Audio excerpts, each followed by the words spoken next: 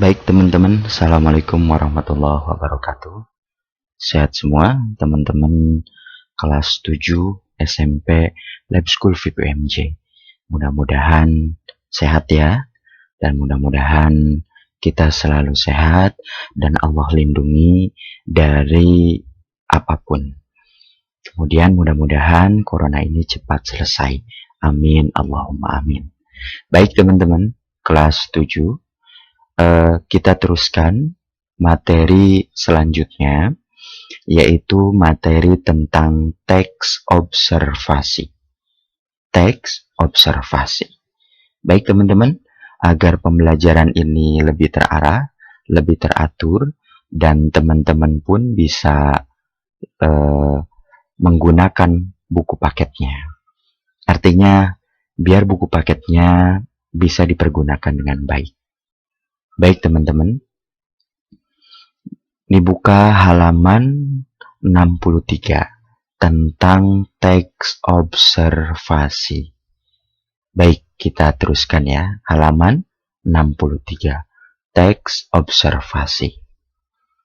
Baik, berikutnya teman-teman bisa dilihat di halaman 65 tentang pengertian teks observasi. Oke, pengertian teks observasi halaman 65.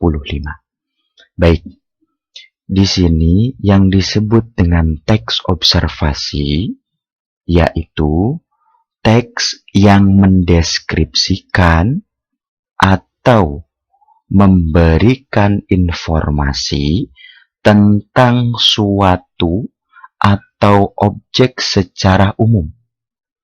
Nah, jadi pengertiannya apa? Teks yang mendeskripsikan, ingat, deskripsi apa? Bab kemarin, bab 1. Deskripsi itu adalah menggambarkan sesuatu hal secara terperinci. Nah, begitupun teks observasi. Karena di dalam teks observasi ada teks deskripsi. Karena ada yang harus digambarkan, teman-teman. Nah, itu kira-kira, teman-teman. Jadi teman-teman harus ingat ya, materi di bab 1. Ini bab 4. Baik, saya ulangi lagi. Teks observasi adalah teks yang mendeskripsikan atau memberikan informasi tentang suatu atau objek secara terperinci.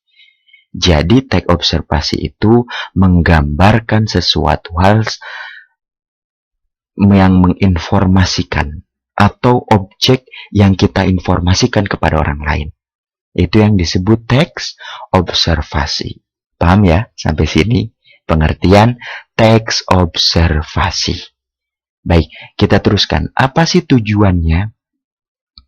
Atau enggak informasi apa yang akan disampaikan orang atau penulis kepada pembaca? Coba kita lihat. Informasinya ini merupakan hasil pengamatan dan analisis yang sistematis. Maksudnya gini, informasi hasil pengamatan. Misal teman-teman pernah ke museum geologi di Bandung. Nah, museum tersebut itu tentang bebatuan, kerangka manusia, kerangka hewan, dan sebagainya. Teman-teman perhatikan, kemudian nanti tuliskan tulisannya tersebut, teman-teman informasikan kepada orang yang tidak pernah ke museum geologi. Paham ya? Jadi informasinya berdasarkan pengamatan. Apa yang kita amati, apa yang kita lihat, itu ditulis kemudian dilaporkan. Itu yang disebut dengan hasil pengamatan. Teman-teman misalnya lihat anggora, kucing anggora. Oh, teman-teman tulis apa sih kucing anggora? Pengertian kucing itu apa? Kemudian anggora itu apa? Jenisnya seperti apa? Kemudian fisiknya seperti apa? Teman-teman tulis, kemudian setelah ditulis teman-teman sampaikan kepada orang yang tidak tahu kucing anggora itu seperti apa. Berarti hasil pengamatan. Kemudian analisis. Analisis itu sama pengamatan. Memperhatikan secara detail, secara terperinci. Dan sistematis artinya teratur. Maksudnya teman-teman lihat kucing itu apa, kemudian jenisnya apa, fisiknya seperti apa, makanannya apa, hidupnya di mana. Nah, itu berarti sistematis secara teratur. Itu pengertian dan informasi yang diberikan oleh teks observasi. Halaman 65. Paham ya? Oke, mudah-mudahan paham. Kalau tidak, diulang lagi slide ini. Ya. Baik, kita teruskan slide-nya. Nah, kemudian di sini ada cirinya, teman-teman ya. Cirinya, mohon maaf, ini salah halaman. Harusnya halaman 65. Ya, harusnya halaman 65. Ini 54. Ini salah tulis saja. Harusnya 65 seperti yang tadi. Ya, oke. Cirinya yang pertama, teks observasi itu adalah menggunakan nomina. Nomina itu apa, teman-teman? Atau frase umum. Nomina itu adalah kata benda. Kucing, mobil, itu kata benda. Berarti nomina. Ya, atau frase umum.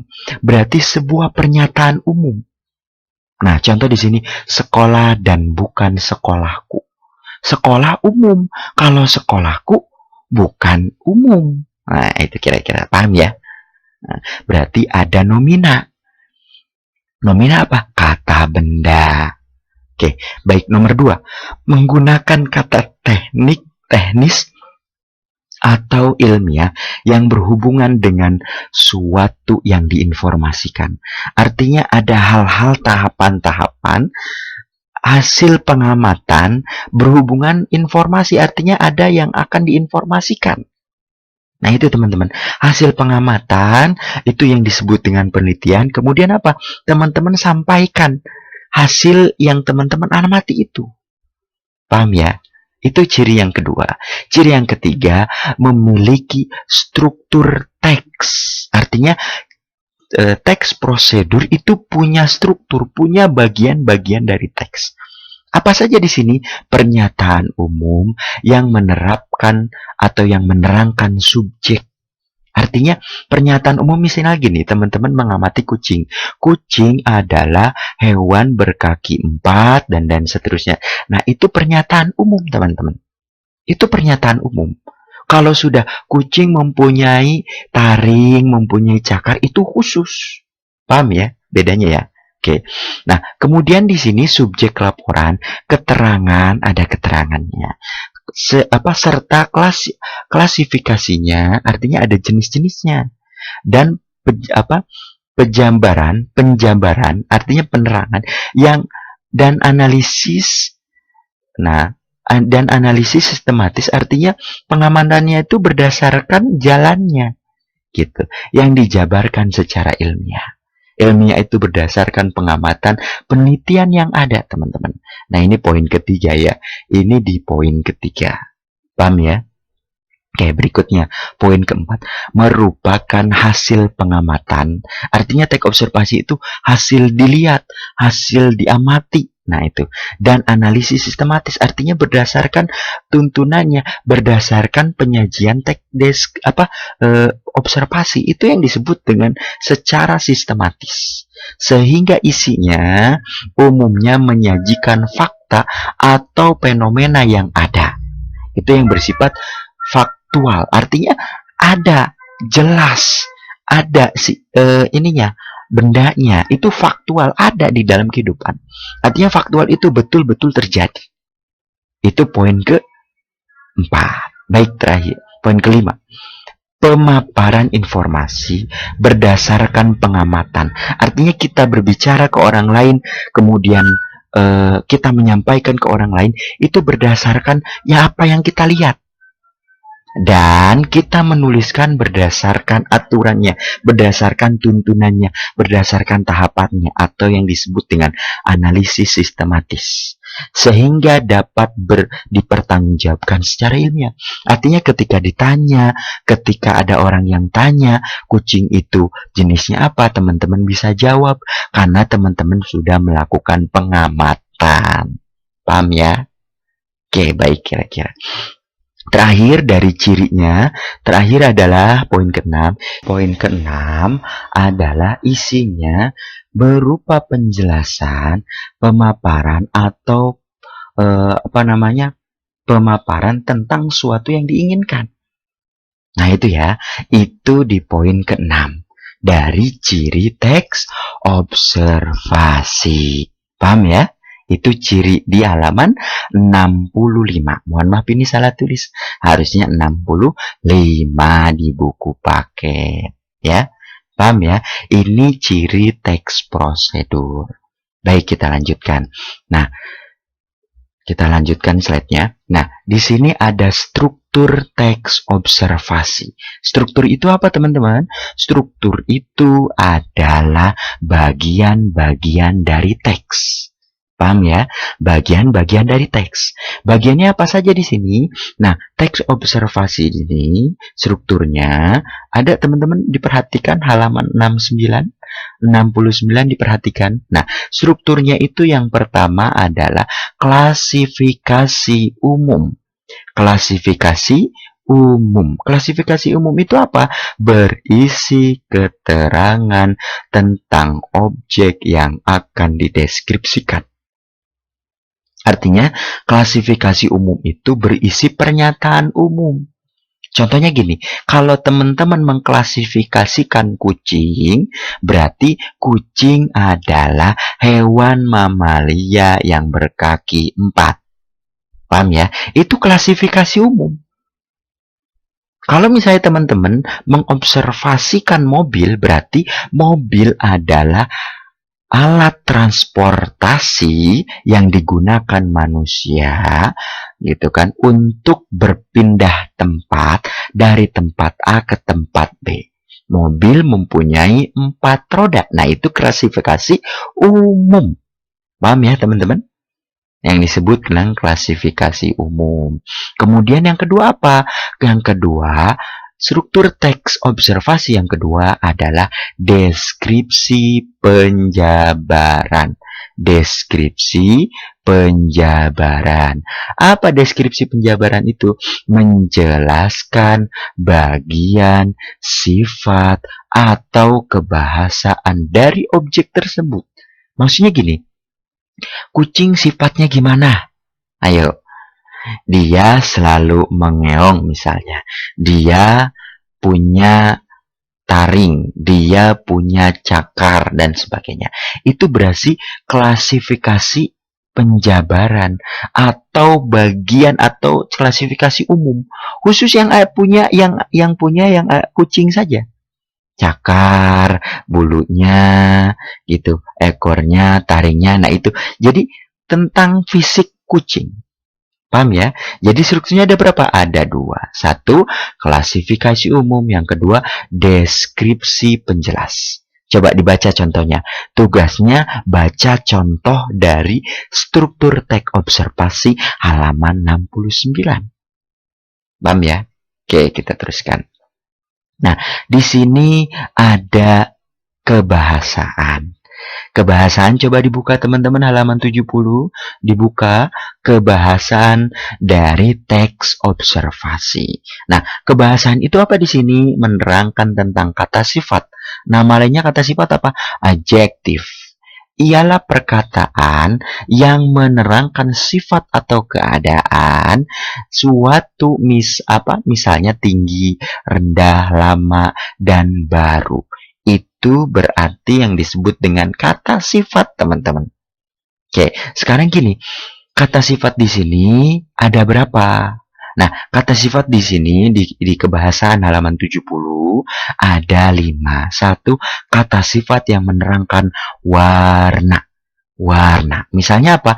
Hitam, merah, putih itu warna, termasuk kata sifat yang menerangkan warna. Contohnya di sini apa? Bekantan, mempunyai rambut berwarna coklat. Berwarna coklat. Coklat ini adalah kata sifat yang menerangkan warna. Warna bekantan. Paham ya? Oke. Berikutnya yang kedua, kata sifat yang menerangkan ukuran. ukuran. Contohnya apa ukuran itu? Berat, luas, panjang, waktu. Contohnya apa di sini? Nah, di sini kenangan. Nah, kenangan atau canangan odorata. Nah, kenangan mempunyai pohon yang besar setinggi 20 meter. Jadi pohon kenangan atau kanangan odorata nama lainnya mempunyai mempunyai pohon yang besar dan tinggi 20 meter. 20 meter itu apa? Berarti menerangkan ukuran. Paham ya? Oke, baik. Yang ketiga, kata sifat yang menerangkan suasana hati. Suasana hati katanya. Apa di sini? Misalnya senang, sedih, terus kemudian terharu. Itu berarti tentang suasana hati. Contohnya apa? Rahmat sangat senang karena lulus ujian nasional. Sangat senang. Ini berarti menunjukkan suasana hati. Yang senang siapa? Rahmat. Kenapa senang? Lulus ujian nasional atau UN. Baik, nomor 4 apa di sini? Kata sifat yang menerangkan kualitas. Kualitas itu lebih kepada sifatnya. Misalnya di sini apa? Keras, lunak, mahal, murah. Nah, contohnya di sini apa? Dengan sigap dan tangkas elang Jawa menyergap aneka mangsanya. Itu berarti menerangkan kualitas. Paham ya? Oke, baiknya nomor 5, terakhir dari kebahasaan. Kata sifat yang menerangkan apa yang diserap panca indera, artinya apa yang kita lihat, apa yang kita lihat. Contohnya apa di sini? Kabur, tumpul, terus kemudian pahit. Nah, pahit itu oleh lidah kita. Apa di sini? Bunga ini disebut, mohon maaf ya ini. Bunga ini disebut sebagai bunga sedap malam karena mekar di malam hari, kemudian aromanya wangi. Disebutnya apa? Nah, kata sifat yang diserap atau yang menerangkan indera. Indera penglihatan, penciuman, perabaan, perasaan. Nah, itu kira-kira paham ya? Itu kebahasaan di halaman 70. Jangan lupa. Baik, kemudian berikutnya di sini, bagaimana sih kalau kita ingin membuat teks observasi? Gitu ya. Mohon maaf ini teks observasi, laporan hasil observasi. Mohon maaf ya, salah nulis, ini ada J, observasi. Halaman 72, teman-teman dibuka halaman 72. Bagaimana cara buatnya? Yang pertama, ada secara umum. Nah, secara umum cara pembuatan teks observasi itu ada langkah-langkah menulisnya. Apa saja?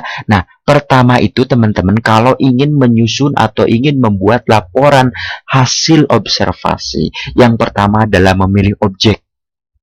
Apa yang teman-teman akan laporkan, apa yang teman-teman akan sampaikan kepada orang tentang teks observasi yang teman-teman akan sampaikan.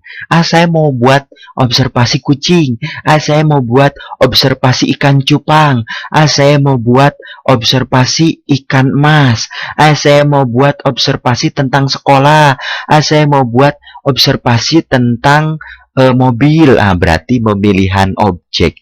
Objeknya pilih dulu. Setelah objek dipilih, apalagi mengamati objek, diperhatikan ikan cupang itu gimana, mobil itu gimana, kucing itu gimana, diamati gitu kan, diperhatikan, dilihat. Nah, itu kira-kira.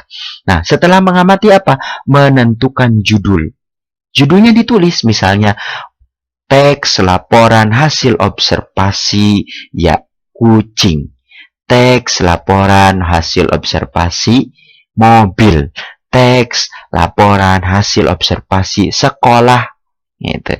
Teks laporan hasil observasi ikan mas. Paham ya? Jadi tentukan judul. Kemudian setelah itu menuliskan klasifikasi. Klasifikasi itu kucing itu apa aja nih bagiannya, mengkelaskan. Gitu. Pertama secara umum. Nah, klasifikasi itu misalnya kucing adalah hewan mamalia yang berkaki 4 dan seterusnya dan seterusnya. Mobil adalah alat transportasi yang membantu manusia dalam berpindah tempat. Nah, itu kira-kira. Itu klasifikasi. Kemudian menjabarkan deskripsi objeknya. Misalnya, kucing mempunyai taring yang sangat panjang. Kucing mempunyai ekor kurang lebih sekitar 30 cm. Mobil mempunyai bagian depan atau bagian bodinya sangat bagus atau mulus atau mengkilat. Nah, itu kira-kira. Mobil mempunyai roda 4. Nah, itu kira-kira teman-teman ya. Itu berarti deskripsi objeknya. Dilihat bagiannya. Ikan cupang mempunyai sirip yang warna-warni, yaitu warnanya apa? Nah, disebutkan teman-teman. Paham ya? Jadi cara penyusunannya gimana? Pertama memilih objek, yang kedua mengamati objek, yang ketiga menentukan judul, yang keempat menulis klasifikasi, yang kelima menjabarkan objek. Paham ya? Jangan sampai lupa. Sambil lihat nih buku paketnya halaman 72. Baik, kita teruskan. Oke, sudah habis, alhamdulillah ya. Baik, teman-teman, itu saja materi pembelajaran tentang bab 4, yaitu tentang teks observasi. Nah, teman-teman, diulang kembali apabila ada hal-hal yang belum pahami atau belum mengerti. Insya Allah ketika mengulang kembali video ini, teman-teman akan kembali dijelaskan tentang pengertian dari teks observasi. Oke, teman-teman, tugasnya adalah buat teks observasi berdasarkan struktur teks observasi. Paham ya, teman-teman? Oke, itu saja. Teman-teman, sehat selalu. Mudah-mudahan Allah melindungi kita semua. Jadi, dari mara bahaya apapun. Kemudian mudah-mudahan corona ini cepat selesai. Agar kita bisa bersekolah, bisa beraktivitas seperti biasa. Baik, teman-teman, jaga kondisi. Tetap semangat belajar, jangan kendor, tetap semangat belajar. Baik, demikian, mari kita akhiri dengan baca hamdalah sama-sama. Alhamdulillahirrabbilalamin. Terima kasih. Nun wa qalami wa ma yasturun. Assalamualaikum warahmatullahi wabarakatuh.